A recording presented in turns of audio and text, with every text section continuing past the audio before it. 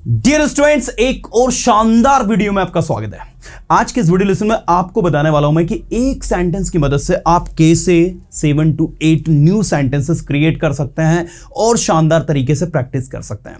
मैं आज आपको बताऊंगा कि एक सेंटेंस आपको दिया रहेगा, उस एक सेंटेंस से आपको नए नए सेंटेंस क्रिएट करने हैं और अपनी प्रैक्टिस को शानदार जानदार तरीके से करना है।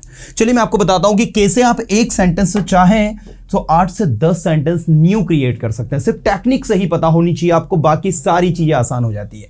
आप सबको अच्छे से पता है कि आपके जो सेंटेंसेस होते हैं अफर्मेटिव, नेगेटिव और इंटरोगेटिव होते हैं। जनरली टॉकिंग बातचीत करते वक्त हम लोग एक सेंटेंस को अफर्मेटिव, नेगेटिव, इंटरोगेटिव चेंज कर लेते हैं, लेकिन आप सबको पता होना चाहिए कि अफर्मेटिव नेगेटिव को हम लोग असर्टिव सेंटेंस कहते हैं, इंटरोगेटिव अलग टाइप हो जाता है, फिर एक टाइप होता है इंपेरेटिव, ऑप्टेटिव और एक्सक्लेमेटरी। ये तो हमारे अलग टाइप हो गए कि भाई 5 प्रकार के आपके सेंटेंस होते हैं, जिनमें पहला टाइप होता है असर्टिव सेंटेंस, दूसरा होता है इंटरोगेटिव, तीसरा इंपेरेटिव, ऑप्टेटिव और एक्सक्लेमेटरी। मैंने इन पर बेस्ट वीडियो भी डिटेल में बनाया है, लेकिन मैं आज आपको वो नहीं बता रहा हूं। मैं आपको ये बता रहा हूं कि अगर आपको कोई अफर्मेटिव सेंटेंस दिया हो तो उससे आप नए सेंटेंस कैसे क्रिएट कर सकते हैं, उसके बारे में आज हम चर्चा कर रहे हैं। जैसे देखिए, मैंने कहा फॉर एग्जांपल, मान लीजिए मैंने कहा ही रीड्स अ बुक। एक लड़का है, वो क्या करता है, किताब पढ़ता है। ये एक बहुत ही सरल सा सेंटेंस है। मान लीजिए आपको रीड्स अ बुक भी टफ लग रहा है तो आप प्रेजेंट कॉन्टिन्यूअस टेंस का जो सबसे सरल है वो ले लीजिए, he is reading a book. इस सेंटेंस को आप ले लीजिए, ये आपने लिया he is reading a book. इसका हिंदी मतलब होता है वह एक किताब पढ़ रहा है। कोई लड़का है जो एक किताब को पढ़ रहा है, तो आप इंग्लिश में कहेंगे he is reading a book. अब ये सेंटेंस आपका अफर्मेटिव है। जब आप इसे नेगेटिव करेंगे स्टूडेंट्स, ये रूट सेंटेंस है मेन आपका, ठीक है। जब आप इसे नेगेटिव करेंगे तो आप कहेंगे he is not reading a book. Point to be noted. जब आप सेंटेंस को नेगेटिव करते हैं तो आपको जो एक हेल्पिंग वर्ब होती है उसके बाद नॉट लगाना होता है। अगर 2 या 2 से ज्यादा हेल्पिंग वर्ब आती है तो फिर आप नॉट को दोनों के बीच में लगाते हैं, ठीक है, पहली हेल्पिंग वर्ब के बाद में। जैसे मान लीजिए यहां पर हेल्पिंग वर्ब आया विल बी एबल टू। अब यहां पर 4 हेल्पिंग वर्ब है, तो आपको याद रखना है आपको नॉट कहां लगाना है, पहली हेल्पिंग वर्ब के बाद में लगाना है।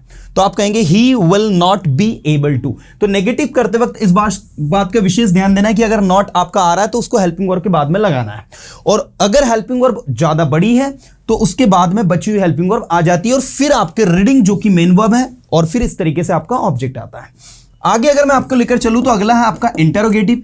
इंटरोगेटिव में ये इज उठकर सेंटेंस आगे आ जाता है, और सेंटेंस की शुरुआत क्या से होती है, तो ये तीसरा सेंटेंस आपका बन रहा है, ध्यान दीजिएगा। इज ही, बाकी बचा हुआ जो है रीडिंग अ बुक। ये इस तरीके से मान लीजिए कि अगर आपका विल बी एबल टू होता तो ऐसी सिचुएशन में आप विल को आगे लेते हैं, फिर ही लिखते, फिर आप एबल टू लिखते हैं, ठीक है। विल को लिखते, ही लिखते, फिर आप बी एबल टू लिखते, और उसके बाद में आपको फिर जो मेन वर्ब है वो लिखनी होती। इस बात का विशेष ध्यान देना है कि जब भी सेंटेंस को इंटरोगेटिव बनाना है तो आपको सिर्फ एक ही हेल्पिंग वर्ब को आगे लेना है। चूंकि इस सेंटेंस में एक ही हेल्पिंग वर्ब आगे थी तो आपने एक ही को लिया, अगर ज्यादा होती तो वो ही के बाद में आती और रीडिंग के पहले आती। इस बात का विशेष ध्यान देना है। सेंटेंस की शुरुआत क्या हो रही है, क्या वह बुक पढ़ रहा है, और आप देखिए लास्ट में क्वेश्चन मार्क भी लगाया हमने। Question mark is very very very important. अगर आप क्वेश्चन मार्क अप्लाई नहीं करोगे तो सेंटेंस आपका इनकरेक्ट हो जाएगा। तो याद रखें, अफर्मेटिव नेगेटिव में आपको फुल स्टॉप लगाना है और इंटरोगेटिव में आपको क्वेश्चन मार्क लगाना है। चौथा सेंटेंस जो बनेगा आपका इंटरोगेटिव नेगेटिव बनेगा, मतलब आप इसको नेगेटिव कर देंगे। इज ही नॉट, आप चाहे तो नॉट यहां लगा दो, या फिर इजंट। इज नॉट का शॉर्ट फॉर्म होता है isn't. Isn't he reading a book, क्या वह बुक नहीं पढ़ रहा है, क्या वह बुक पढ़ रहा है, क्या वह बुक नहीं पढ़ रहा है, वह बुक पढ़ रहा है, वह बुक नहीं पढ़ रहा है, क्या वह बुक पढ़ रहा है, क्या वह बुक नहीं पढ़ रहा है। तो इस तरीके से देखो यहां पर आपके 4 सेंटेंसेस बन गए। अब ऐसे ही अगर आपको WH बनाना हो, यह भी आपका इंटरोगेटिव होता है, तो WH में आप क्या बनाओगे, WH में मान लीजिए आपके सामने बहुत सारे WH वर्ड्स होते हैं। एक होता है वाई, एक होता है वैन, एक होता है आपका वेयर, एक होता है आपका हाउ। मान लीजिए आपको वाई लेना है तो आप वाई ले लीजिए। आपने यहां पर वाई लगा दिया। वाई लगाने के बाद में आपको इस पूरे सेंटेंस को कॉपी करना होता है। Why is he reading a book. ये आपने इसका इंटरोगेटिव बना दिया। वह बुक क्यों पढ़ रहा है, कुछ इस तरीके से बनेगा। अब मान लीजिए आपने कहा नेक्स्ट, इसको आप नेगेटिव कर लीजिए। आप जब इसको नेगेटिव करेंगे तो आप कहेंगे वह बुक क्यों नहीं पढ़ रहा है, तो आप कहेंगे why is he not reading a book. ये आपका इस तरीके से बन गया। और लास्ट में जब आप कहेंगे कौन बुक पढ़ रहा है, तो ये आपका हु पैटर्न है। हु पैटर्न में क्या होता है, ये जो ही लिखा है इसको आप हटा देते हैं। अब ही को जब हटाएंगे तो आपका सेंटेंस बनेगा who is reading a book, कौन एक बुक पढ़ रहा है। और जब आप इसे नेगेटिव कहेंगे तो आप कहेंगे who is not reading a book, कौन एक बुक नहीं पढ़ रहा है। मतलब आप चाहे तो इसको भी आप नेगेटिव करके बना सकते हैं। अब आप यहां पर ध्यान से देखें, 1 2 3 4 5 6 7 8, overall you could make 8 different sentences. जी हां स्टूडेंट, आप 8 सेंटेंसेस अलग अलग तरीके से बना पाए सिर्फ एक सिंगल सेंटेंस की मदद से। अब आपको अगर कोई सेंटेंस दिया जाए तो इसी वे में आपको उन सेंटेंसेस को चेंज करते आना चाहिए। जैसे देखिए, मैंने एक सेंटेंस रेडीमेड पहले से आपके लिए लिख कर रखा है।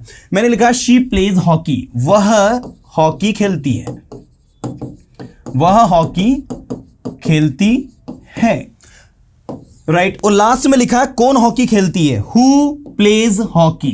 तो याद रखिएगा, लास्ट वाले सेंटेंस में जैसा अफर्मेटिव में होता है एज इट इज लास्ट में आपको लिख देना होता है हु वाले पैटर्न में। इसमें कोई चेंजेस आपको नहीं करने होते हैं।